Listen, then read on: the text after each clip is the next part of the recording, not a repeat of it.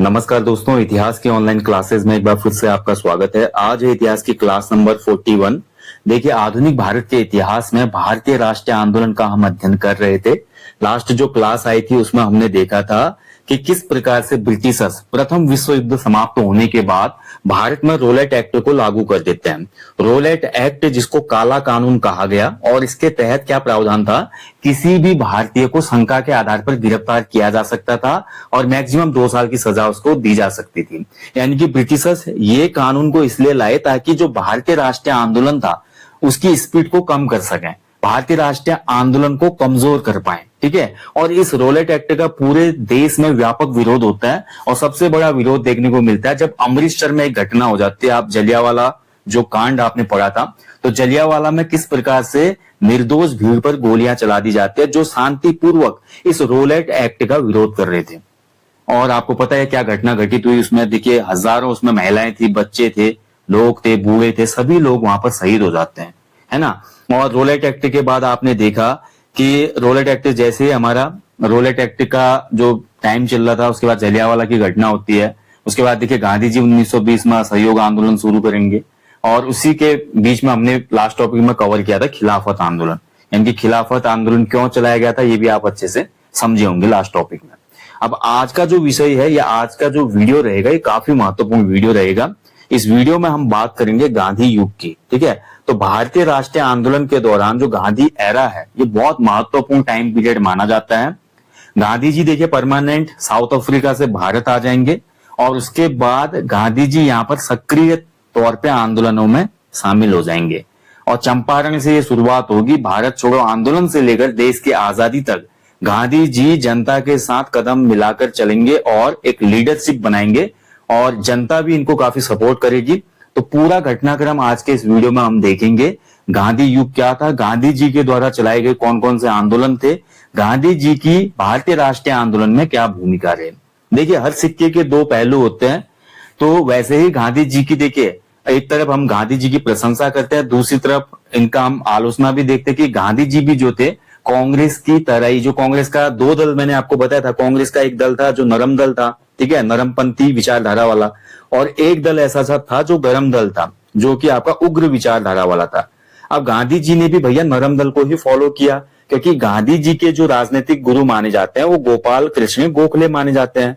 और गोपाल कृष्ण गोखले जी कैसे थे, वो नरम दल के नेता थे। तो गांधी जी भी अपने जितने भी आंदोलन करेंगे उसमें गांधी जी हर किसी को यही बोलेंगे कि जो आपका आंदोलन रहेगा, यह आंदोलन सत्य और अहिंसा के मार्ग पर चलकर आगे बढ़ेगा, है ना। और हालांकि जो ब्रिटिशर्स थे उनको पता था भारतीय इसी प्रकार से आंदोलन करते हैं। गांधी जी की वीकनेस भी उनको धीरे धीरे पता चलने लगती है कि गांधी जी आंदोलन शुरू तो करते हैं लेकिन आंदोलन सत्य अहिंसा पर ही रह जाता है और धीरे धीरे धीरे गांधी जी का आंदोलन कमजोर हो जाता है। अभी आने वाले टॉपिकों में हम उस पर बात करेंगे। लेकिन दूसरी अगर देखिए, आइडियोलॉजी की बात हर जगह होती है, गांधीवादी विचारधारा की बात होती है। ठीक है। अगर गांधीवादी विचारधारा को लेकर हम चलेंगे तो गांधी जी का भारतीय राष्ट्रीय आंदोलन में एक महत्वपूर्ण योगदान माना जाएगा, क्योंकि गांधी जी जब साउथ अफ्रीका में प्रैक्टिस के लिए जाते हैं तो वहां पर भी गांधी जी ने बहुत से आंदोलन किए थे। वहां पर भी गांधी जी नस्ल भेद के खिलाफ लड़े थे और गांधी जी ने वहां पर भी सत्य और अहिंसा का मार्ग अपनाया था, यानी कि सत्याग्रह उन्होंने किया था। और उसी सत्याग्रह का जो बोल सकते हैं कि जो सत्याग्रह का प्रभाव था, उस सत्याग्रह के प्रभाव को भारत के आंदोलनों में भी समाहित करने में गांधी जी कामयाब रहे। जैसे इनका जो जीवन का पहला आंदोलन था चंपारण आंदोलन, वो सफल हो जाता है। उसके बाद अहमदाबाद मिल मजदूर आंदोलन वो सफल रहता है, खेड़ा आंदोलन सफल हो जाता है ना।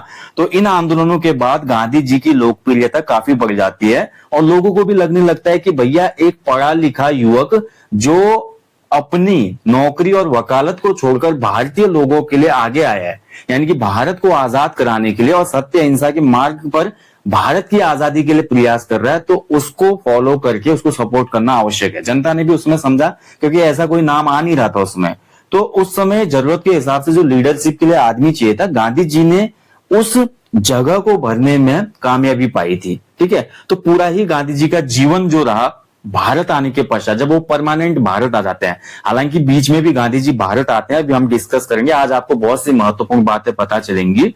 लेकिन जब गांधी जी परमानेंट भारत आते हैं तो उसके बाद उनका जीवन जो रहा बहुत ही सादा साधारण जीवन रहा और कह सकते हैं कि उसके बाद का जो उनका जीवन था उन्होंने आंदोलनों में समर्पित कर दिया या देश की जनता के लिए समर्पित कर दिया। यूं ही गांधी जी को राष्ट्रपिता नहीं कहा जाता, ठीक है। हालांकि अब दूसरे तरफ हम देखते हैं सिक्के के, तो फिर हम देखते हैं कि जैसे देश आजाद होता है उसके बाद भी जो गांधी जी की नीतियां थी उसकी वजह से नाथूराम गोडसे जी ने गांधी जी को गोली मार दी थी और गांधी जी जैसे राष्ट्रपिता को हमने खो दिया था। तो ये एक अलग कहानी है, उसको हम डिस्कस नहीं करेंगे क्योंकि अभी हमारा टॉपिक चल रहा है भारतीय राष्ट्रीय आंदोलन। तो उसी परिप्रेक्ष्य में हम आगे बढ़ेंगे और देखेंगे कि गांधी जी का क्या योगदान रहा था इंडियन नेशनल मूवमेंट में। और गांधी जी का जो योगदान इंडियन नेशनल मूवमेंट में रहा था, इसी टाइम पीरियड को गांधी युग कहा जाता है, ठीक है। तो बहुत सी जगह पर देखिए आपको गांधी युग का जो टाइम पीरियड मिलेगा वो 1915 से आपका 1947 मिलेगा, ठीक है। लेकिन वाकई तौर पर हम कहें तो जैसे हम भारतीय राष्ट्रीय आंदोलन के चरण पढ़ रहे थे, तो भारतीय राष्ट्रीय आंदोलन के हम 3 चरण पढ़ते हैं, ठीक है। पहला फेज मैंने आपको बताया था जब भारतीय राष्ट्रीय कांग्रेस की स्थापना होती है 1885 में। तो 1885 से लेकर 1905 तक का जो समय था ये हमारे भारतीय राष्ट्रीय आंदोलन का पहला फेज माना जाता है। उसके बाद देखिए हमारे भारतीय राष्ट्रीय आंदोलन का 1905 से लेकर जो हमारा 1919 तक का टाइम चला ये द्वितीय चरण माना जाता है। और तृतीय चरण जो हमारा था भारतीय राष्ट्रीय आंदोलन का 1919 से लेकर देश की आजादी तक, ठीक है, 1947 तक, इसको हम तीसरा चरण कहते हैं भारतीय राष्ट्रीय आंदोलन का। पहला चरण जो था ये नरमवादियों, जो नरम दलों के लोग थे, यानी कि कांग्रेस की जब स्थापना हुई तो नरमपंथी लोगों ने क्या किया था, ट्रिपल पी मैंने आपको लास्ट टॉपिक में बताया था, वो लोग प्रार्थना करते थे, प्रोपेगेंडा करते थे, रिक्वेस्ट करते थे और उसी मोड पे अंग्रेजों से अपने अधिकारों को मांगते थे। 1905 से लेकर 1919 का जो समय आया ये गर्मपंथियों का या उग्रवादियों का समय आया, ठीक है, उग्र विचारधारा। अब उग्रवादी शब्द को आप अन्यथा ना लें, उग्रवादी जो मैं शब्द बोला उग्र या गर्म विचारधारा वाले, जिसमें हमारे देखिए गर्म दल के 3 नेता प्रमुख थे, मैं आपको बता चुका था, लाल, बाल और पाल, लाला लाजपत राय, बाल गंगाधर तिलक और बिपिन चंद्र पाल। तो इनकी विचारधारा, और बीच में आप देखते हैं कि जैसे कि अभिनव भारत समिति बनती है, अभिनव भारत समाज बनता है, उसके अलावा अनुशीलन समिति बनती है, गदर पार्टी बनती है, गदर पत्रिका आएगी। तो कहीं ना कहीं ये समय ऐसा था 1905 से लेकर 1919 का, इस समय जो हमारा आंदोलन था उग्र रूप से चला, जिसमें हमारा बॉयकॉट आंदोलन भी था, जिसको हम बहिष्कार या स्वदेशी आंदोलन कहते हैं।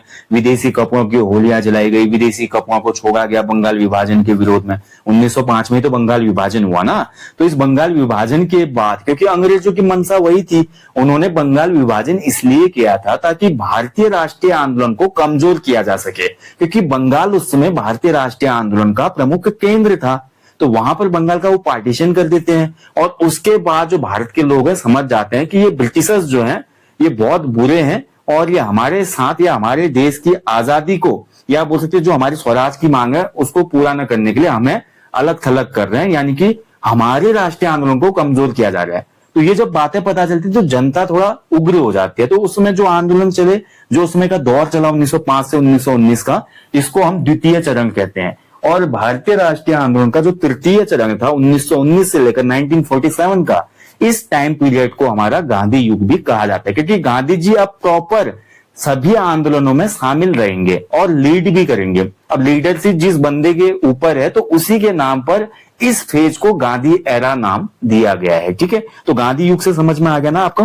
तो गांधी युग का जो हम टाइम पीरियड बोले तो 1919 से लेकर आपका 1947 तक का जो टाइम पीरियड रहेगा इसी को गांधी युग के नाम से जाना जाता है।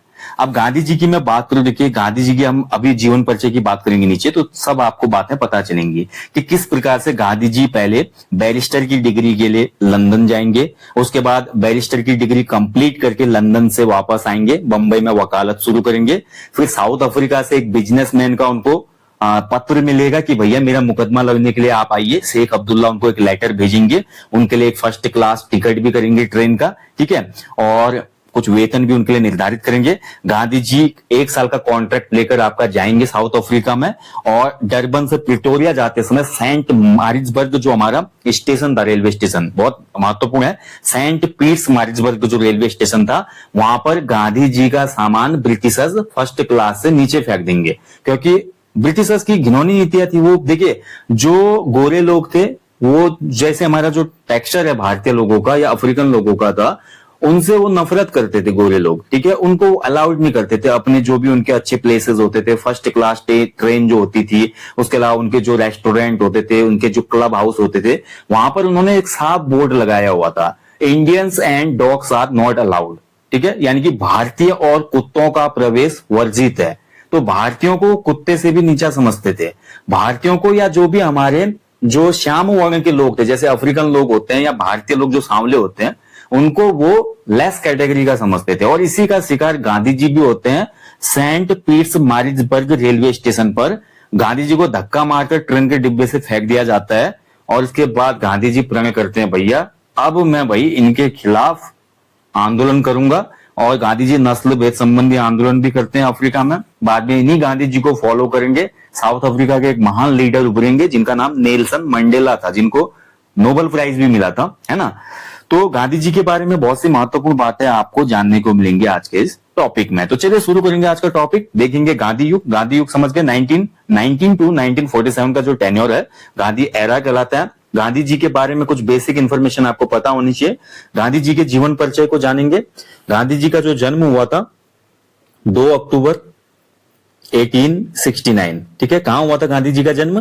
पोरबंदर गुजरात में, पोरबंदर गुजरात, ठीक है। तो यहां पर गांधी जी का जन्म हुआ था 2 अक्टूबर 1869 को, ठीक है। और देखिए जो गांधी जी का जन्म दिवस है 2 अक्टूबर को, एक तो हम नेशनल हॉलीडे मनाते हैं भारत में, और दूसरा जो गांधी जी का जन्म दिवस है 2 अक्टूबर को, इस दिन मनाया जाता है अंतर्राष्ट्रीय अहिंसा दिवस, अंतर्राष्ट्रीय अहिंसा दिवस, ठीक है, इंटरनेशनल नॉन वायलेंस डे, ठीक है। क्योंकि गांधी जी ने हमेशा बोला सत्य और अहिंसा के मार्ग पे चलना है। अहिंसा का मतलब है किसी भी प्रकार की हिंसा न करना, ठीक है, किसी भी प्रकार की हिंसा न करना। गांधी जी कहते थे कोई तुम्हें एक थप्पड़ मारे तो अपना दूसरा गाल भी आगे दे दो, लेकिन हिंसा मत करो, एक दिन वो थक जाएगा और वो भी सुधर जाएगा। तो इन्हीं के जन्म दिवस को पूरे विश्व में अंतर्राष्ट्रीय अहिंसा दिवस के रूप में मनाया जाता है। और गांधी जी के अगर मैं पिता की बात करूं, इनके पिता का नाम था करमचंद गांधी, ठीक है, करमचंद गांधी, करमचंद गांधी। और महात्मा गांधी जी का जो नाम था वो था मोहनदास गांधी, ठीक है, मोहनदास। महात्मा नाम तो इनको बहुत बाद में मिलेगा, ठीक है। इनका नाम था क्या? मोहनदास गांधी। तो इसीलिए गांधी जी का पूरा नाम है मोहनदास करमचंद गांधी, क्योंकि पिता का सरनेम या पिता का जो फर्स्ट नेम होता है, आपको बहुत जगह दिखेगा स्टेट में जहां पर पिता का जो फर्स्ट नेम होता है, जो उसका बच्चा होता है, वो हमेशा यूज करता है। तो गांधी जी को इसलिए मोहनदास करमचंद गांधी कहा जाता है। करमचंद गांधी जो इनके पिता थे, ये ब्रिटिश हुकूमत में दीवान के पद पर थे, ठीक है, दीवान पद पर ये काम करते थे, एक दीवान थे। गांधी जी की जो माता थी, इनकी माता का नाम था पुतलीबाई। माता का नाम क्या था इनकी? पुतलीबाई इनकी माता का नाम था।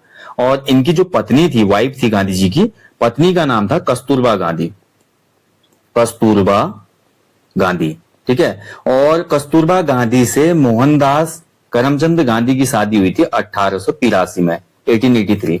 आपको लग रहा होगा यार 1869 में जन्म हुआ गांधी जी का, मात्र 14 वर्ष की उम्र में उनका विवाह हुआ था। हालांकि उस समय ऐसा ही होता था, ठीक है। भारतीय समाज में आप देखेंगे देश की आजादी से पहले या अभी मैं बात करूं कि जब हमारी देखिए जो 1980-90 तक का भी दशक था, वहां पर भी बाल विवाह जैसी प्रथाएं बहुत सी जगह प्रचलित थी और कुछ हिस्सों में आज भी आपको देखने को मिल जाएगी, ठीक है। आपने देखा होगा कुछ ऐसे हिस्से आज भी हैं भारत में मौजूद, हालांकि ये इलीगल है, ठीक है, लेकिन उसके बावजूद भी चीजें होती हैं। तो गांधी जी का विवाह बहुत ही कम उम्र में हो गया था। हालांकि कस्तूरबा गांधी की उम्र भी सेम थी। कस्तूरबा गांधी का जन्म भी लगभग 1869 के आसपास ही हुआ था। और ऐसा बोला जाता है कि इनकी पत्नी कुछ माह बड़ी थी इनसे उम्र में, लगभग 5-6 महीने इनसे बड़ी थी वो, ठीक है, कस्तूरबा गांधी। तो कस्तूरबा गांधी से इनका विवाह हो जाता है। और उसके बाद देखिए गांधी जी आपका लंदन जाते हैं, कब? 1888 में। 1888 में गांधी जी कहां चले गए? लंदन चले गए। लंदन यानी कि ब्रिटेन। क्यों गए? वकालत की पढ़ाई करने के लिए। वकालत यानी कि वकील बनने के लिए, वकालत की पढ़ाई के लिए। और वकालत की पढ़ाई करने के बाद इनको कौन सी डिग्री मिली?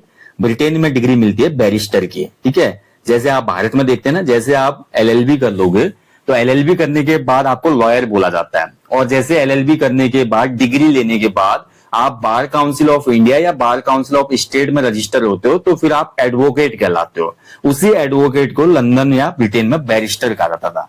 तो 1888 में पढ़ने के लिए लंदन गए, बैरिस्टर की डिग्री ली, वकालत की डिग्री ली और 1891 में भारत वापस आ गए। ठीक है, 1891 में भारत वापस आए और भारत वापस आने के बाद इन्होंने बंबई में प्रैक्टिस शुरू कर दी।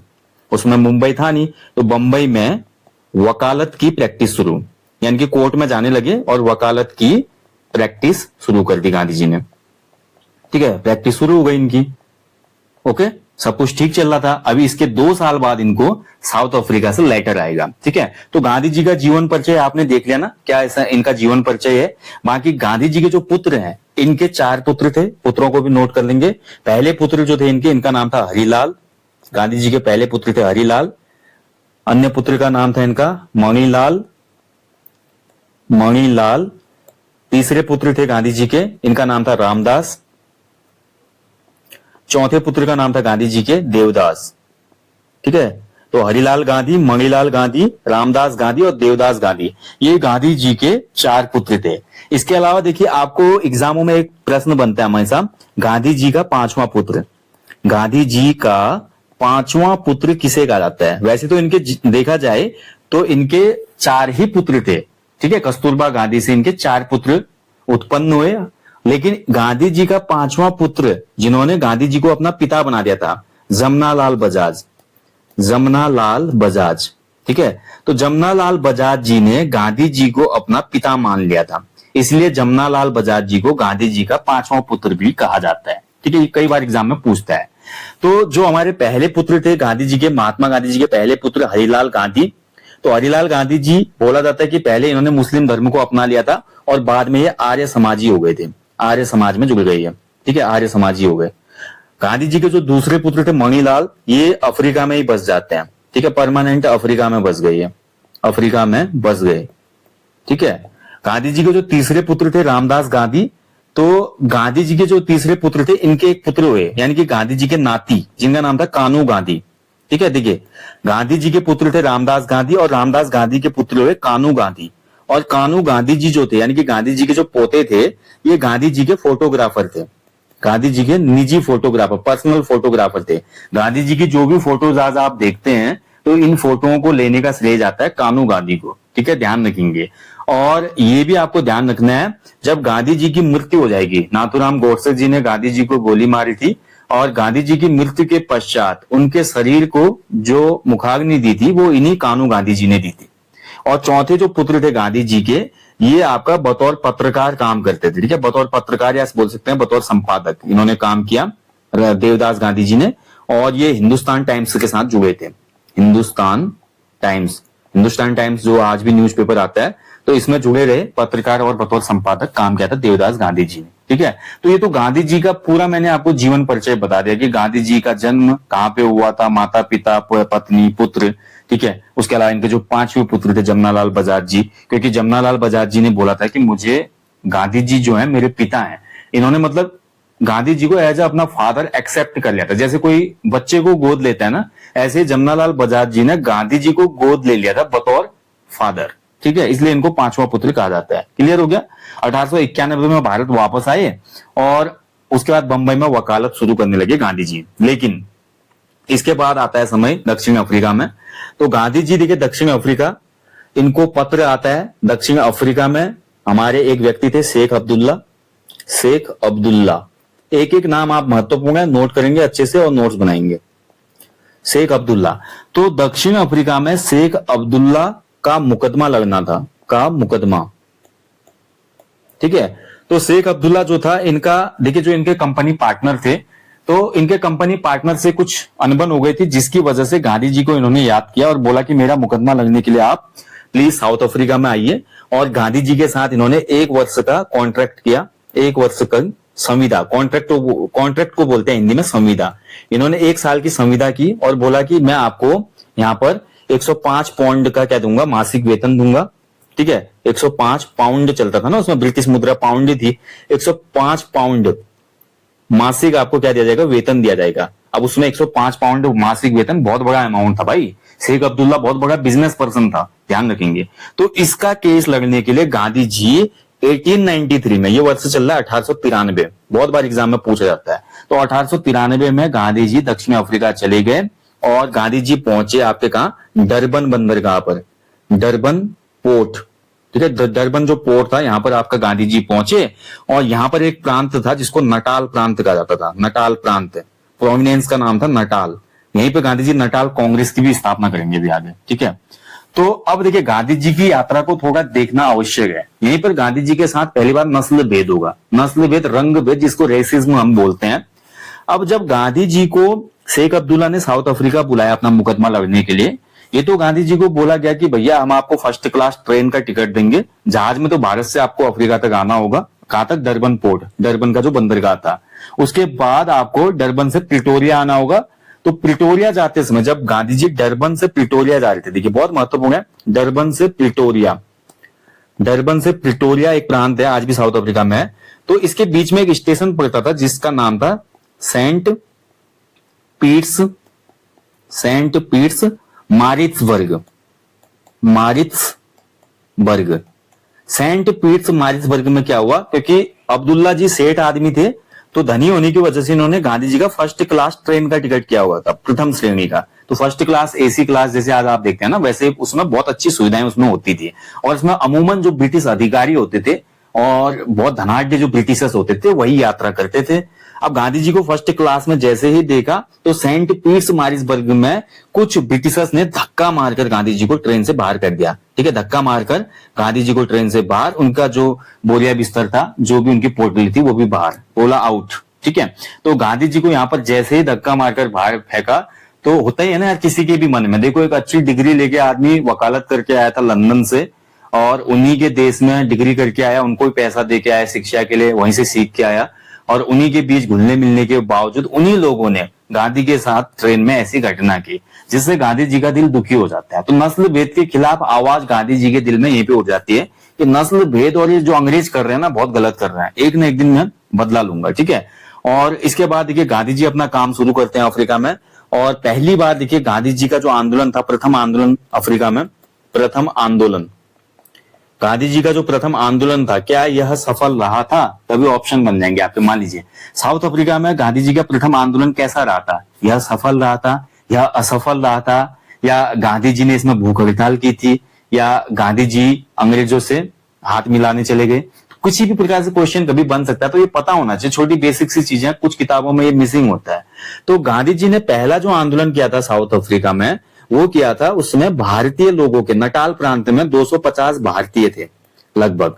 ध्यान से समझिएगा इस बात को, नटाल प्रांत में, उसमें जो नटाल प्रांत गांधी जी गए थे, नटाल एक जगह है, ठीक है, प्रांत है, वहां का एक राज्य है। तो इस नटाल प्रांत में 250 भारतीयों का जो मताधिकार था, यानी कि उस वहां के जो लोकल इलेक्शन होते होंगे ना, तो उस लोकल इलेक्शन में भारतीयों के मताधिकार को समाप्त कर दिया गया। बोला यार ये तो भारत से आए हुए भारतीय हैं, इनके मताधिकार का यहाँ पर कोई यूज नहीं है, इनको मत देना, मतलब वोट का जो उनका राइट था, वोट देने का राइट यहाँ पर समाप्त कर दिया गया। किसका? जो 250 के लगभग वहां पर भारतीय थे।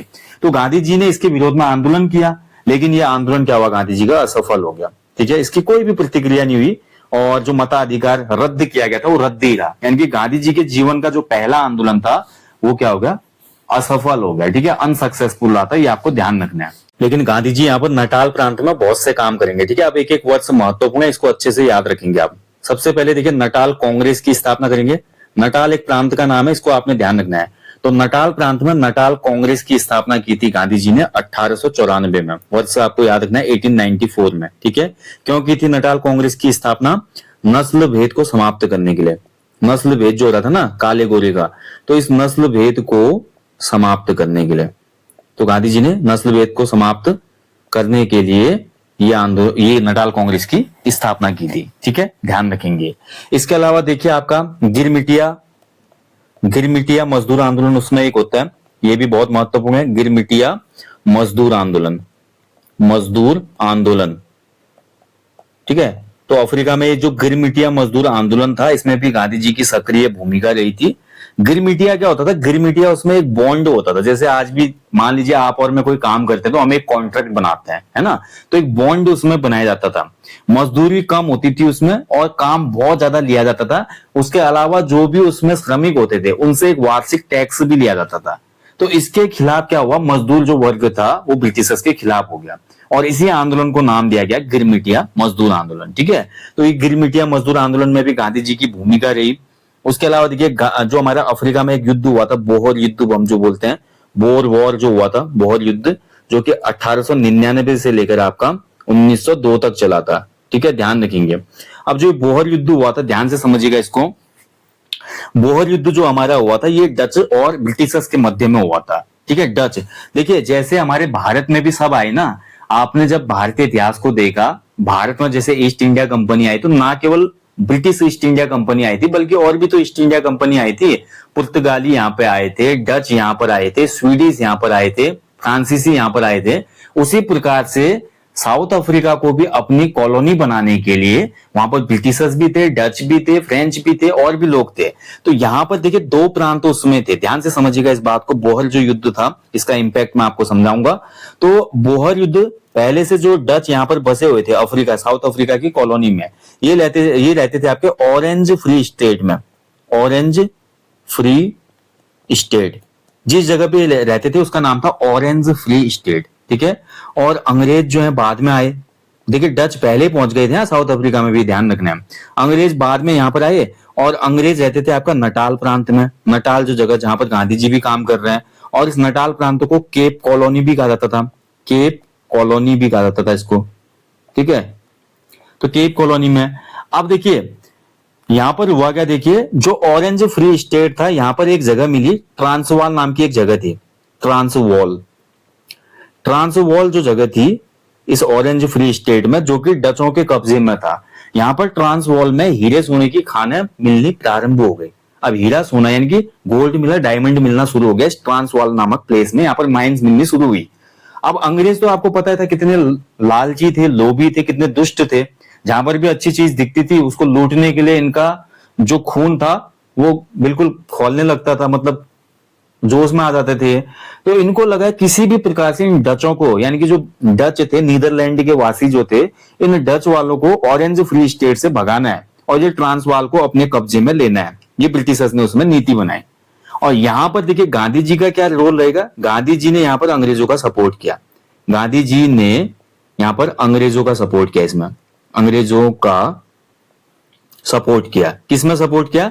इस ऑरेंज फ्री स्टेट को कैप्चर करने में, या बोल सकते हैं इस ट्रांसवाल जो जहां पर हीरे सोने की खानें मिली थी, इस ट्रांसवाल नामक प्लेस को कैप्चर करने में गांधी जी ने अंग्रेजों को सपोर्ट किया। और इस बोहर युद्ध में गांधी जी ने 1100 लोगों की क्या बनाई थी? Ambulance team. एम्बुलेंस टीम यानी कि युद्ध में उसमें लोगों को सर्विस देना। एम्बुलेंस एक टीम बनाई जिसमें 1100 लोग शामिल थे। गांधी जी ने इस टीम को बनाया, यानी कि युद्ध क्षेत्र में जाके ब्रिटिशर्स को मदद करने के लिए। ठीक है, वो लोग जाते थे, घायल सैनिकों की मदद करते थे और अन्य जो भी युद्ध संबंधी कार्य होते थे उसमें सपोर्ट करते थे। और ऐसा करने के लिए इन लोगों को प्रेरित किसने किया था? गांधी जी ने। तो गांधी जी ने यहाँ पर क्या किया? अंग्रेजों को सपोर्ट किया। ठीक है, ये आपको ध्यान रखना। उन्हीं अंग्रेजों को सपोर्ट किया जिन्होंने गांधी जी का सामान और गांधी जी को धक्का मारकर Saint Peters Maritzburg railway station पे बाहर फेंक दिया था। तो कितना यहाँ पर एक दुर्भाग्य की बात है, समझ पा रहे हैं ना? तो यहां तक देखिए गांधी जी का जो हम देखते हैं एक रोल, तो कुछ मतलब बोल सकता हूं कि मैं गांधी जी का जो झुकाव था वो ब्रिटिशर्स की तरफ है यहां तक। ठीक है, अभी लंबे समय तक रह गए थोड़ा, जब तक गांधी जी जान पाएंगे कि अंग्रेजों की मंशा क्या है, तब तक गांधी जी थोड़ा नरम ही रहेंगे अंग्रेजों के प्रति। तो ये थी हमारी बोहर युद्ध, आप समझे होंगे।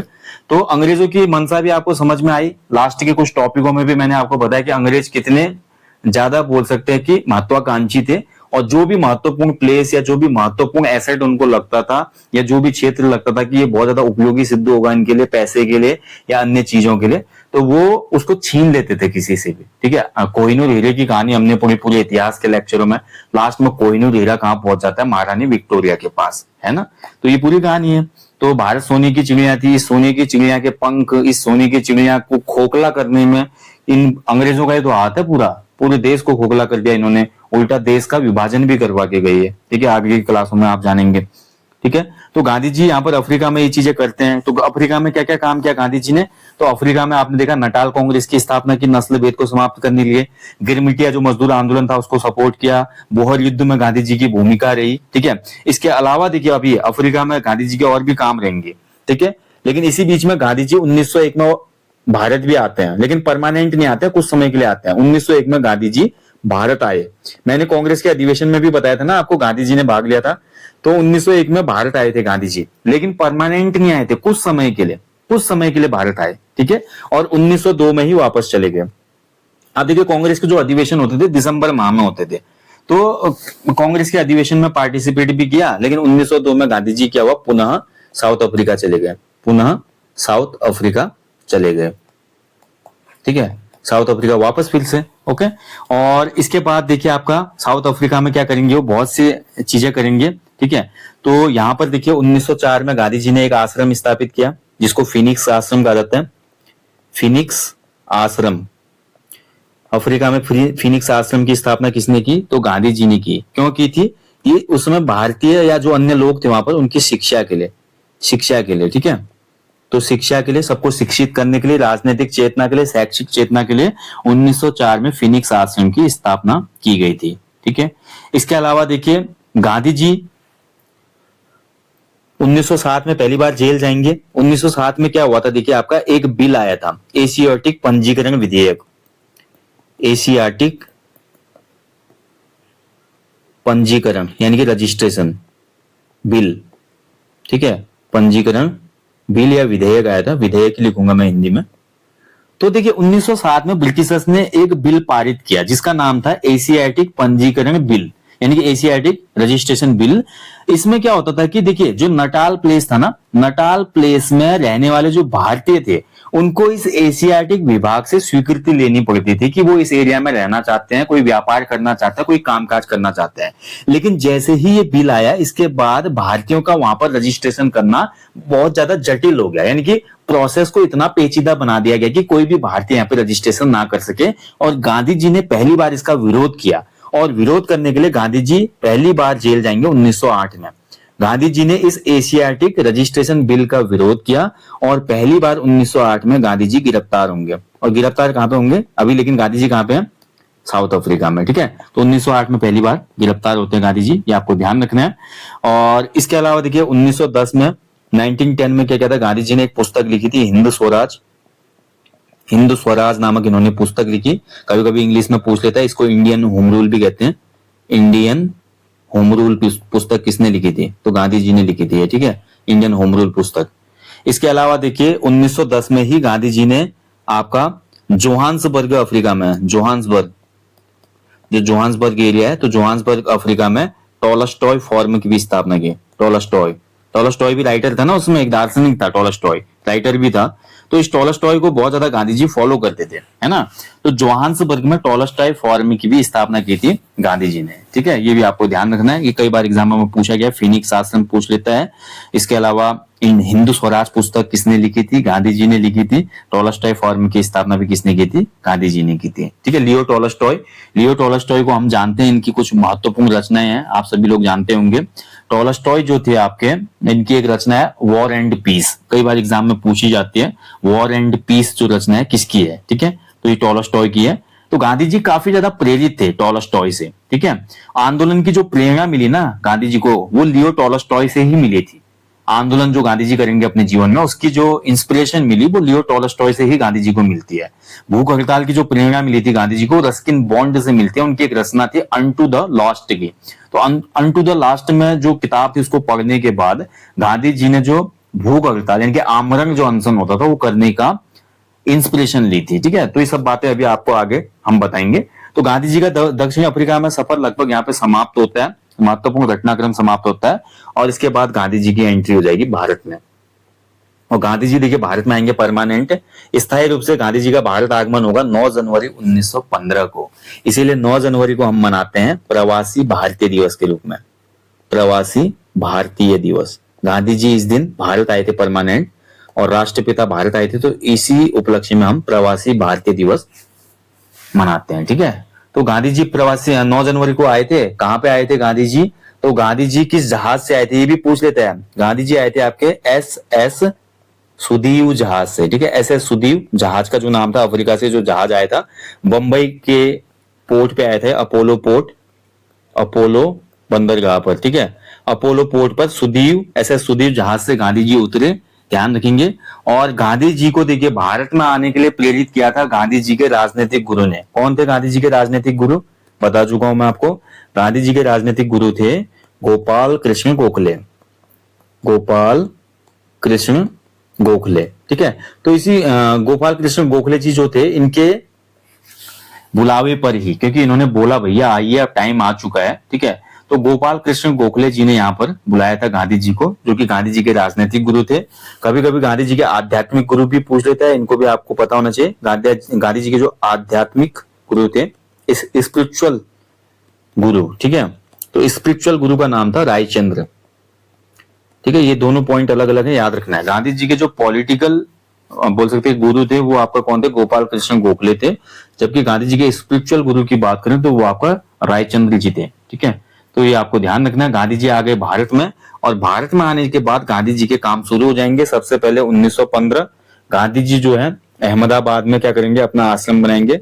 अहमदाबाद, गांधी जी ने अहमदाबाद के कोचरब गांव में, एक गांव है वहां पर कोचरब गांव, तो अहमदाबाद के कोचरब गांव में सबसे पहले क्या बनाते हैं? सत्याग्रह आश्रम, ठीक है, सत्याग्रह आश्रम बनाते हैं 1915 में ही, ठीक है, ध्यान रखेंगे।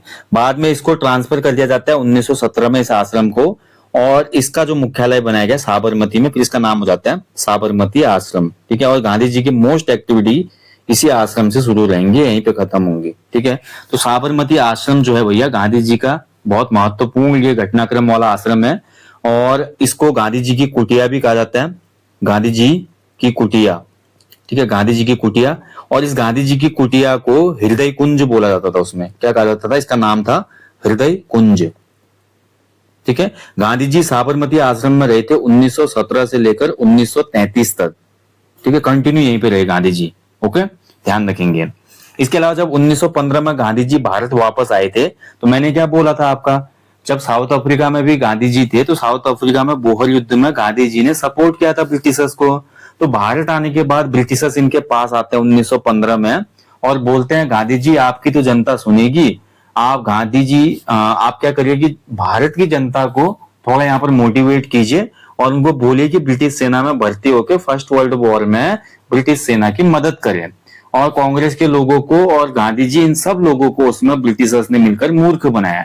बोला कि जैसे फर्स्ट वर्ल्ड वॉर समाप्त होगा, हम आपको डोमिनियन स्टेटस दे देंगे, आपका जो स्वराज का सपना है वो पूरा हो जाएगा, ठीक है। लेकिन उसके बाद कहानी उल्टी हो जाती है। फर्स्ट वर्ल्ड वॉर समाप्त होने के बाद ब्रिटिशर्स रोलेट एक्ट को लाते हैं, जो हम लास्ट टॉपिक में पढ़ चुके हैं।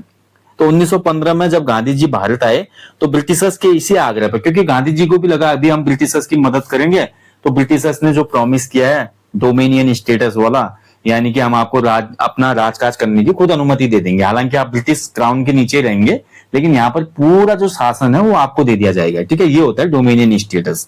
तो गांधी जी मान गए, और 1915 में गांधी जी ने भारतीय युवाओं से बोला कि जाइए और आप ब्रिटिश सेना में भर्ती होइए। काफी लोगों ने गांधी जी को मानी, गांधी जी की बात, और गांधी जी को इसलिए बोला गया भर्ती कराने वाला सार्जेंट, भर्ती कराने वाला सार्जेंट, ठीक है, इसीलिए कहा गया गांधी जी को, क्योंकि इन्होंने लोगों को सेना में भर्ती करने के लिए बोला। और 1915 में भर्ती कराने वाला सार्जेंट बोला गया, और अंग्रेजों ने देखिए, क्योंकि भर्ती कराने के लिए प्रेरित कर रहे थे गांधी जी भारतीय युवाओं को, तो अंग्रेजों ने गांधी जी को एक उपाधि दी थी केसर ए हिंद की। उस समय बहुत बड़ा एक टाइटल होता था ये, केसर ए हिंद। तो ये उपाधि दी क्योंकि गांधी जी ने सपोर्ट किया यहाँ पर, है ना।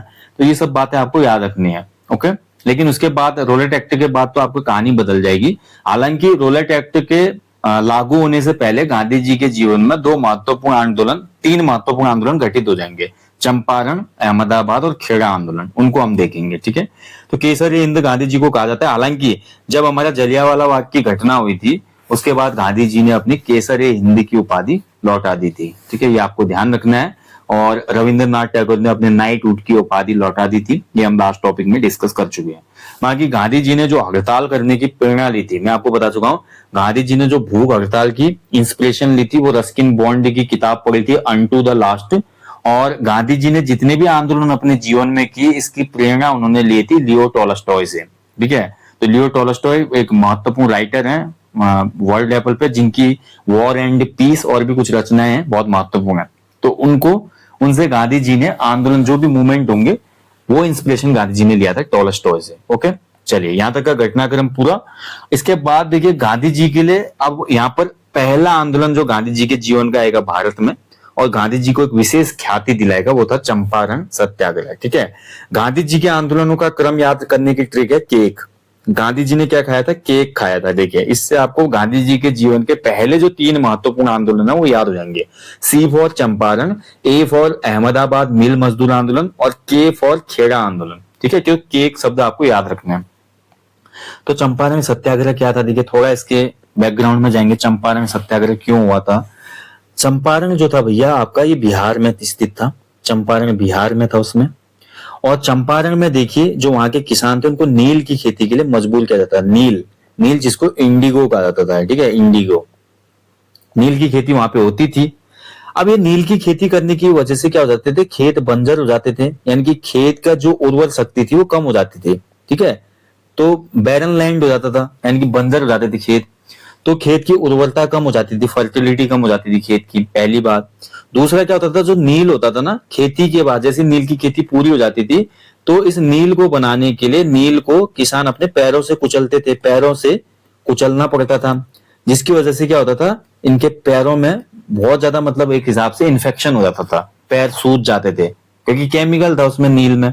तीसरा जो पॉइंट था, देखिए यहाँ पर किसानों को जबरदस्ती नील की खेती कराई जा रही थी। जबरदस्ती खेती, किसान नहीं चाहते थे नील की खेती करना, बट उसके बावजूद भी उनको जबरदस्ती नील की खेती के लिए यहाँ पर फोर्स किया जा रहा था ब्रिटिशर्स के द्वारा। ठीक है, चंपारण में। अब देखिए, जब 1917 का वर्ष आया तो इस समय तक क्या हुआ? विश्व में जो हमारे कृत्रिम रंग थे, यानी कि आर्टिफिशियल जो कलर थे, उनका आविष्कार हो चुका था। कृत्रिम रंग जो थे, इसका आविष्कार हो गया। अब नील की जरूरत क्यों पड़ती है? ठीक है, आपने देखा होगा बचपन में जब हम स्कूल जाते थे, व्हाइट शर्ट हम पहनते थे, तो व्हाइट शर्ट में हम देखते थे उजाला नील डाला जाता था ना, जिससे सफेद कपड़ा जो येलोविश उसमें कलर आता है वो नहीं आता, चकाचक कपड़ा रहता है। तो नील जो था अंग्रेजों की जरूरत था उसमें, और नीले रंग के लिए भी प्रयुक्त होता था वो बहुत सी जगह पे। लेकिन 1917 का दौर आते आते विश्व में आर्टिफिशियल जो कलर थे इनका इन्वेंशन हो चुका था, यानी कि कृत्रिम रंग बन चुके थे। तो नील की खेती कहीं ना कहीं ब्रिटिशर्स भी, जो नील की फैक्ट्रियां उस समय डाली हुई थी, ब्रिटिशर्स को भी वहां पे लॉस हो रहा था, क्योंकि नील की डिमांड बहुत कम हो गई थी। तो ब्रिटिशर्स भी इसको बंद ही करना चाहते थे। लेकिन उन लोगों ने क्या चाल चली? उन्होंने बोला जो नील की खेती करने वाले किसान हैं, भले वो नील की खेती बंद कर लें, लेकिन उसके बावजूद भी उनको क्या करना पड़ेगा? टैक्स देना पड़ेगा। ठीक है, टैक्स, यानी कि नील की खेती करने वाले जितने भी कृषक थे वो नील की खेती बंद कर सकते हैं, ऑप्शनल है, बट आफ्टर दैट आपको टैक्स पे करना ही होगा। ठीक है, और जैसे ही ये बात हुई कि नील की खेती बंद करने के पश्चात भी टैक्स देना होगा, तो यहां पर देखिए गांधी जी को पत्र भेजा जाता है एक व्यक्ति के द्वारा, जिसका नाम था राजकुमार शुक्ल। ठीक है, ध्यान रखेंगे। और राजकुमार शुक्ल क्यों ये पत्र गांधी जी को भेजते हैं? इसका कारण था 3 कठिया प्रथा। कारण क्या था इसका? एक प्रथा वहां पे चली आ रही थी, 3 कठिया प्रथा। ठीक है, यही 3 कठिया जो प्रथा थी जिससे किसान पीड़ित थे। इसमें क्या होता था कि 3/20 भाग पर नील की खेती अनिवार्य। ठीक है, पर नील खेती अनिवार्य, यानी कि जो भी जमीन होगी ना उसका 3/20 भाग पर नील की खेती क्या थी? अनिवार्य थी, यानी कि कंपलसरी थी, नील की खेती करनी ही होगी। ठीक है, और नील की खेती नहीं भी करोगे तो क्या करना होगा? उतने भाग का, उतने लैंड का टैक्स तो देना ही होगा। तो यही थी 3 कठिया प्रणाली। ओके, अब इस चंपारण समस्या के लिए पत्र भेजा किसने? राजकुमार शुक्ल ने। राजकुमार शुक्ल, कई बार पूछा जाता है क्वेश्चन, किसने गांधी जी को लेटर भेजा था? राजकुमार शुक्ल जी ने गांधी जी को लेटर भेजा, और चंपारण के जो किसान थे और ये जो 3 कठिया प्रथा थी, इसके बारे में गांधी जी को अवगत कराया। और जो हमारे, देखिए, गांधी जी चंपारण नहीं जाएंगे 1917, इससे पूर्व ही कांग्रेस का 1916 का अधिवेशन हुआ था। लखनऊ का जो कांग्रेस अधिवेशन हुआ था, इस कांग्रेस अधिवेशन में राजकुमार शुक्ल जी ने गांधी जी से मुलाकात की थी, और गांधी जी को चंपारण ले जाने में महत्वपूर्ण भूमिका भी राजकुमार शुक्ल की ही रहेगी। ठीक है, इसके बाद गांधी जी क्या करते हैं? कलकत्ता से बिहार पहुंचते हैं गांधी जी। कलकत्ता से बिहार पहुंचे गांधी जी। ठीक है, कब पहुंचते हैं? 10 अप्रैल 1917 को। ठीक है, और उसके बाद चंपारण में पहुंच के 19 अप्रैल 1917 को चंपारण आंदोलन शुरू कर देते हैं। चंपारण आंदोलन शुरू हो जाता है। ठीक है, चंपारण आंदोलन शुरू, देखिए बहुत महत्वपूर्ण डेट है। गांधी जी कब पहुंचे? कलकत्ता से बिहार 10 अप्रैल 1917 को। किसने इनको इनवाइट किया था? राजकुमार शुक्ल ने। हालांकि मुलाकात 1916 दिसंबर में अधिवेशन होता था कांग्रेस का, यहाँ पे अधिवेशन हो चुका था। उसके बाद गांधी जी के साथ ही रहे राजकुमार शुक्ल और बोले गांधी जी आपको आना ही होगा और हमारे क्षेत्र के किसानों की समस्या को सॉल्व कराना ही होगा, ठीक है। और जब ये चंपारण आंदोलन शुरू होता है 19 अप्रैल 1917 को, तो इस आंदोलन के शुरू होने के बाद ब्रिटिशर्स क्या करते हैं, एक समिति बनाते हैं, एक जांच समिति बनती है, ठीक है। एक इन्वेस्टिगेशन कमेटी बनती है, जांच समिति, जो चेक करते हैं कि क्या वाकई में किसानों को समस्या हो रही है, ठीक है। और इस जांच समिति जो थी, इसका अध्यक्ष था एक ब्रिटिशर्स जिसका नाम था फ्रैंक स्लाई। फ्रैंक स्लाई इसका अध्यक्ष था और इसमें गांधी जी भी एक सदस्य के तौर पे थे, ठीक है। सदस्य के तौर पे गांधी जी ने भी भाग लिया इस कमेटी में, गांधी जी भी एक मेंबर रहे। और फाइनली क्या हुआ कि जांच में पता चला कि हाँ, किसानों के साथ यहाँ पर बहुत दुर्व्यवहार हो रहा है और किसानों को अगर खेती नहीं भी करते हैं उसके बाद भी टैक्स देना पड़ रहा है, जो कि अनुचित था। फाइनली क्या होता है, चंपारण जो था हमारा, जो चंपारण सत्याग्रह किया गया था, तो ये आपका क्या रहा, सफल रहा। तो गांधी जी के जीवन का पहला जो आंदोलन रहा भारत में सफल रहा, प्रथम आंदोलन सफल। गांधी जी के जीवन का भारत में पहला आंदोलन सफल हो गया और इसके फलस्वरूप नील की खेती पर रोक लग गई। नील की खेती पर रोक, ठीक है। तो नील की जो इंडिगो की जो खेती थी उसको रोक दिया गया। ओके, तो गांधी जी का पहला आंदोलन भारत में सफल रहा और गांधी जी का जैसे ही आंदोलन सफल रहा तो रविंद्रनाथ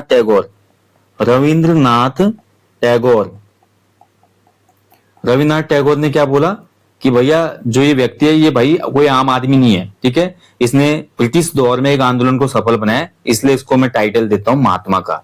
तो यहाँ पर रविंद्रनाथ टैगोर ने चंपारण आंदोलन के सफल होने के बाद गांधी जी को महात्मा का खिताब दिया और इसके बाद मोहनदास करमचंद गांधी जी बन गए महात्मा गांधी जी, ठीक है। ध्यान रखेंगे, यहीं से गांधी जी बहुत पॉपुलर हो जाते हैं, ठीक है। अब एक क्वेश्चन और बनता है, चंपारण का जो आंदोलन हुआ था, चंपारण आंदोलन में क्या गांधी जी अकेले थे?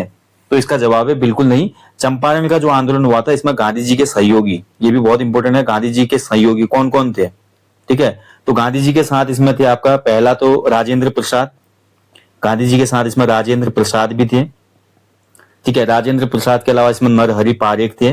कभी कभी पूछ लेता है इसमें से कौन नहीं था, इसलिए ये नाम आपको याद करने आवश्यक है। इसके अलावा यहाँ पर जेबी कृपलानी थे, जेबी कृपलानी, ठीक है, जेबी कृपलानी।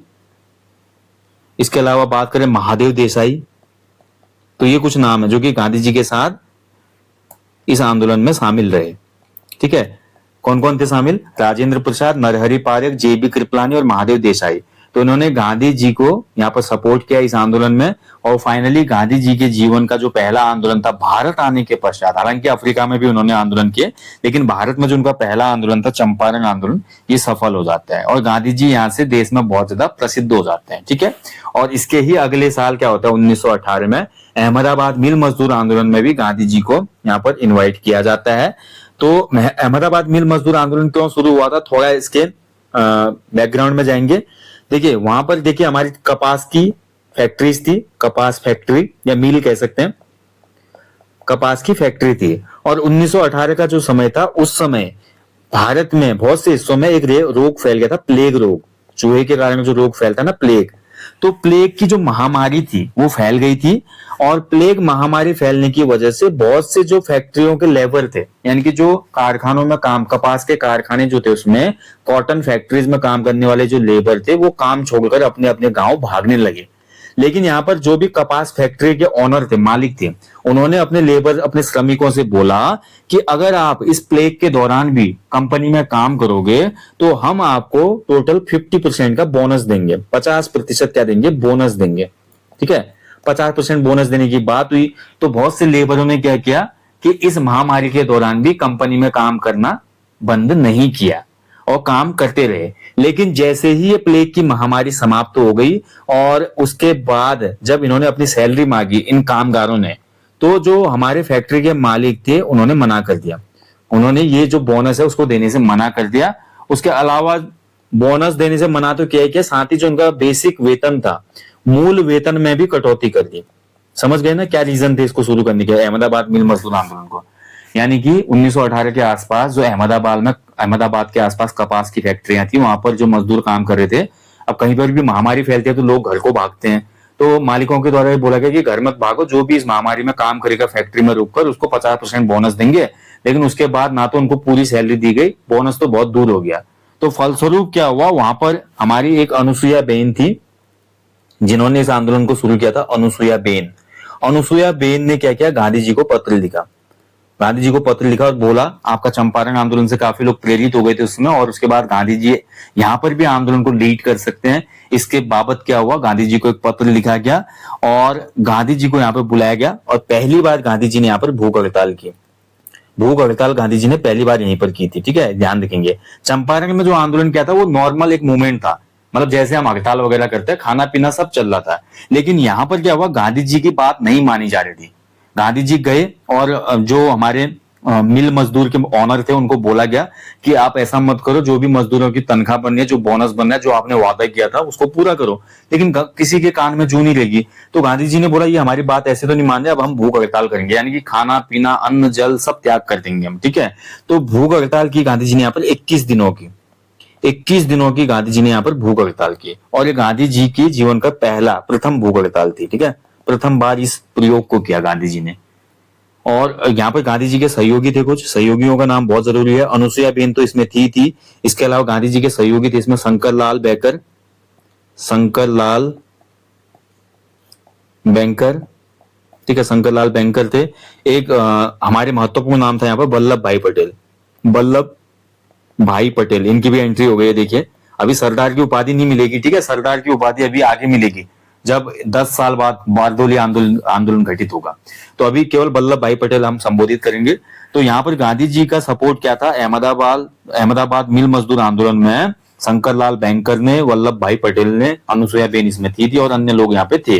ठीक है, तो फाइनली क्या हुआ था कि गांधी जी ने जब भूख हड़ताल शुरू की तो काफी ज्यादा फिर मूवमेंट आपका कहीं ना कहीं प्रभाव छोड़ने लगा और जो मिल के मालिक थे वो डरने लगे। फिर उसके बाद फाइनली वहां पे एक व्यक्ति थे, आनंद शंकर नामक एक व्यक्ति जो थे, उनकी अध्यक्षता में, आनंद शंकर की अध्यक्षता में एक मीटिंग हुई। अध्यक्षता में एक मीटिंग हुई। ठीक है, एक मीटिंग की गई वहां पे। ठीक है, एक मीटिंग की गई या बोल सकते एक पंचायत की गई। और गांधी जी ने देखिए मिल मजदूरों को समझाया, देखिए क्योंकि महामारी फैली हुई है तो जो आपके ऑनर्स हैं, ऑनर्स के पास भी बहुत ज्यादा पैसा नहीं है जो आपको दे पाए। ठीक है, और ऑनर्स को बोला गांधी जी ने कि आप पूरा हक तो मजदूरों का नहीं मार सकते। फाइनली यहाँ पर जो कमेटी बैठी या जो भी पंचायत बैठी या मीटिंग जो हुई, इसमें एक डिसीजन लिया गया कि 35% जो है बोनस दिया जाएगा। बात कितनी की हुई थी, 50% की। ठीक है, लेकिन फाइनली जब हमारा आपस में बात बनी आंदोलन के बाद तो 35% के बोनस पर मोहर लग गई, यानी कि मजदूरों ने भी स्वीकार कर लिया, ठीक है हम 35% बोनस भी मिलेगा तो हम इसको स्वीकार है। इसके बाद ही क्या हो गया कि ये आंदोलन क्या हुआ, समाप्त हो गया। ठीक है, ध्यान रखेंगे।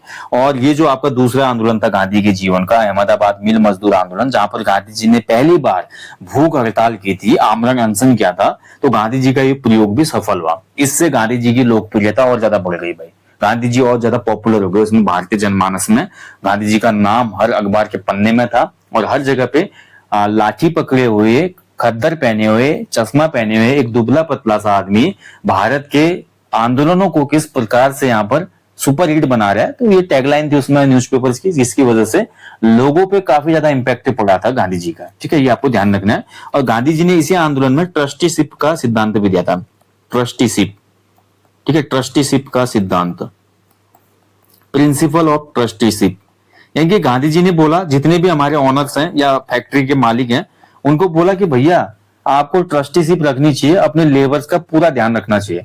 अपने लेबर्स की तनख्वाह हो गई, उनकी बुनियादी सुविधाएं हो गई, उनके बच्चों के लिए शिक्षा हो गई, उनके बच्चों के अन्य अधिकार हो गए, लेबरों के अधिकार हो गए, यानी कि जो लेबर आपके लिए काम कर रहे हैं उन लेबरों के हितों की भी पूरी रक्षा होनी चाहिए। ठीक है, तो ये ट्रस्टीशिप का सिद्धांत गांधी जी ने दिया था अहमदाबाद मिल मजदूर आंदोलन के पश्चात, जो कि 1918 में घटित हुआ था। ठीक है, ध्यान रखेंगे।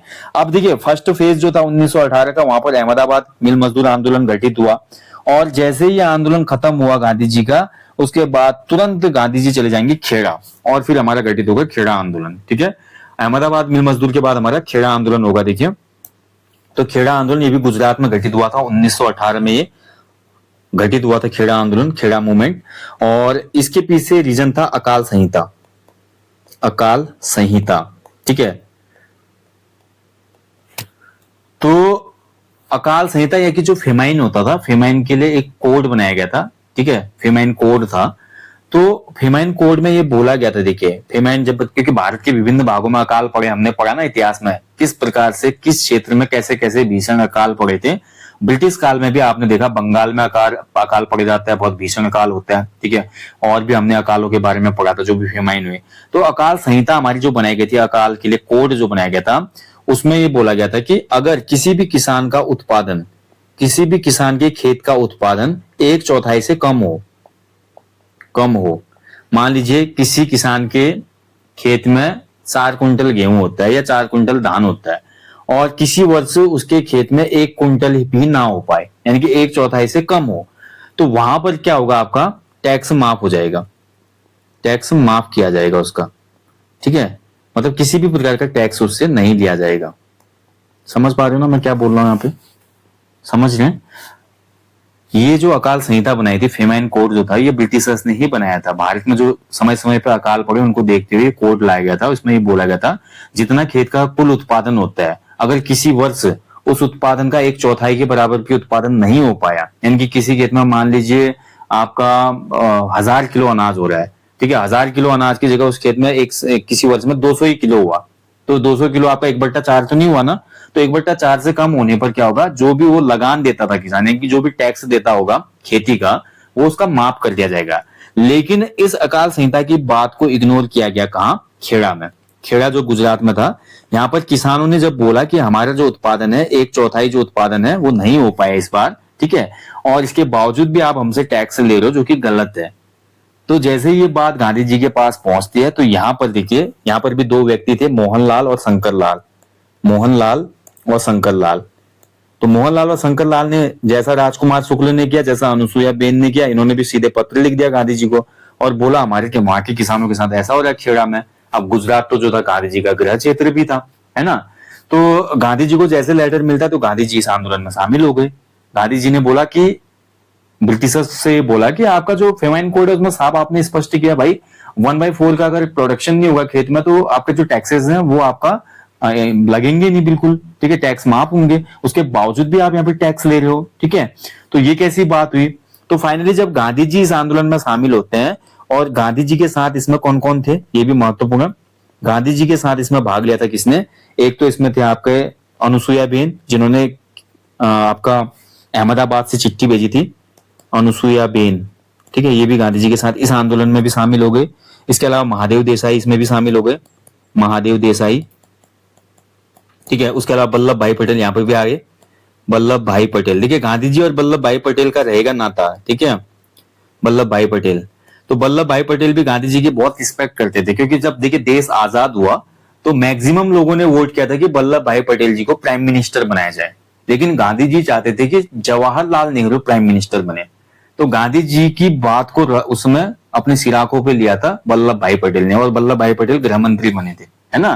तो गांधी जी ने रिक्वेस्ट की थी पटेल से कि पटेल जवाहरलाल नेहरू को बनने दे प्रधानमंत्री, तो इन्होंने बात मानी। तो इसका मतलब ये था कि गांधी जी के साथ गांधी जी की विचारधारा को कहीं ना कहीं पटेल जी ने भी स्वीकार किया था, और गांधी जी को अपना आदर्श भी मानते थे। तो खेड़ा आंदोलन के समय भी क्या हुआ, मोहनलाल शंकरलाल की चिट्ठी पे गांधी जी वहां पे गए, अनुसुईया बेन, महादेव देसाई, उसके अलावा आपका वल्लभ भाई पटेल, मोहनलाल और शंकरलाल तो थे, ये सभी लोगों ने मिलकर वहां पर किसानों के लिए आंदोलन शुरू किया। और फाइनली जो खेड़ा आंदोलन था ये भी क्या हो गया, सफल हो गया। और ब्रिटिशर्स ने जो टैक्स लगाया था यहाँ पे, ब्रिटिशर्स को टैक्स वाला जो आपका शासनादेश था वो वापस लेना पड़ा, ठीक है, जो भी उसमें जो ऑर्डर था कि किसानों से टैक्स लिया जाए खेड़ा के, तो इस टैक्स को यहाँ पर क्या करा गया, खत्म कर दिया गया। यानी कि जो अकाल संहिता में बात बोली गई थी उसी के हिसाब से चला, और किसानों पे जो भी उस समय टैक्स लग रहा था उसको यहाँ पर हटा दिया गया, ठीक है। तो फाइनली क्या हुआ, गांधी जी का ये आंदोलन भी सफल हो गया।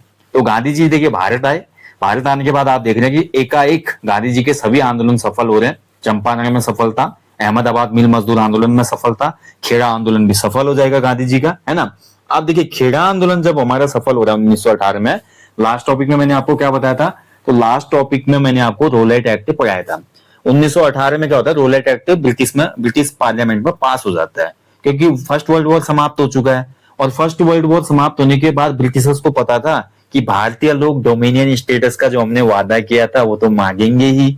अब हम इससे बचने के लिए क्या करते हैं, पहले एक कानून लाते हैं, अगर ये ज्यादा हल्ला उल्ला करेंगे तो तुरंत इनको गिरफ्तार करेंगे, नो अपील नो दलील नो वकील। तो रोलेट एक्ट पारित हो गया 1918 में, गांधी जी आंदोलन में बिजी है, 1919 में भारत में रोलेट एक्ट लागू हो जाता है। गांधी जी ने भी इसका विरोध किया, है ना, गांधी जी के साथ जितने भी कांग्रेस के नेता थे उन्होंने भी विरोध किया, यानी कि संपूर्ण देश में रोलेट एक्ट का विरोध हुआ, क्योंकि भारत के लोगों का या भारत के नागरिकों का विरोधी कानून था ये। शंका के आधार पर किसी को भी गिरफ्तार करना और 2 साल तक की इसमें मैक्सिमम सजा हो जाना, है ना। तो ऐसा जो कानून, वो भी बिना किसी पुख्ता सबूत के आधार पे, तो इसका विरोध होता है देखिए यहाँ पे काफी ज्यादा। तो गांधी जी ने भी रोलेट एक्ट का विरोध किया था। हालांकि अप्रैल में आपको पता ही है जलियांवाला की घटना हो जाती है, और उसके बाद हंटर कमेटी बनी थी, लास्ट टॉपिक में हमने डिस्कस किया। और उसके बाद फाइनली फिर 1920 का जब वर्ष आएगा तो गांधी जी आह्वान कर देते हैं देश की जनता को कि मैं नॉन कोऑपरेशन मूवमेंट चलाऊंगा, जिसको हम असहयोग आंदोलन के नाम से जानते हैं, ठीक है। तो असहयोग आंदोलन कैसे शुरू हुआ था, क्या इसके कारण थे, इन सभी बिंदुओं को जानेंगे नेक्स्ट टॉपिक में, क्योंकि एक वीडियो में सब बातें बताए तो बहुत लंबा हो जाता है, और इतनी लंबी क्लास को भी देखकर अपने नोट्स बनाना, चीजों को समझना थोड़ा मुश्किल हो जाता है, ठीक है। तो जल्दी मिलेंगे नेक्स्ट पार्ट में, जिसमें हम देखेंगे गांधी जी के जीवन के जो आगे के आंदोलन रहेंगे, और इसके बीच में भी जो हमारा 1919 से लेकर 1940 के आसपास का बीच का समय रहेगा, इसमें हमारे उग्र विचारधारा के कुछ और महान क्रांतिकारी आएंगे, जैसे कि भगत सिंह की एंट्री होगी, चंद्रशेखर आजाद आएंगे, राजगुरु आएंगे, ठीक है, राम प्रसाद बिस्मिल जी आएंगे, काकोरी की घटना होगी। तो ये कुछ और अन्य चीजें भारतीय राष्ट्रीय आंदोलन के दौरान घटित होंगी, जिनको हम आगे डिस्कस करते रहेंगे, ठीक है, और क्रमबद्ध होकर आगे डिस्कस करेंगे, जिससे आपको अच्छे से समझ में आएगा। बाकी जल्दी मिलते हैं नेक्स्ट टॉपिक में। Thank you.